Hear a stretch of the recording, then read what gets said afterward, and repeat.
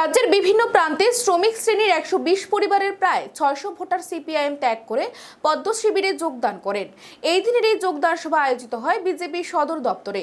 এক সংক্ষিপ্ত অনুষ্ঠানের মাধ্যমে এই যোগদান সভা হয়। তাদের হাতে দলীয় পতাকা তুলে দিয়ে তাদের দলে স্বাগত জানান বিজেপির রাজ্য সম্পাদক অমিত রক্ষিত। তাছাড়া উপস্থিত ছিলেন মুখপাত্র নবেন্দু ভট্টাচার্য সহ অন্যান্যরা। মূলত সবাই সিপিএম সমর্থক ছিল আজকের এই যোগদান সভায়। ১২০ পরিবারের প্রায় ৬০০ ভোটার এবং রাজ্যের নানা খান থেকে এসেছেন। ওনারা মূলত শ্রমিক, কেউ রাবার শ্রমিক, কেউ ই রিক্সা শ্রমিক, কেউ আছেন অঙ্গনওয়াড়ি কর্মী। ইনারা দামছড়া, পানিসাগর, উদয়পুর, গোমতী জেলার বিভিন্ন খান থেকে এসছেন, পাশাপাশি নর্থ ঊনকোটি থেকে এসছেন।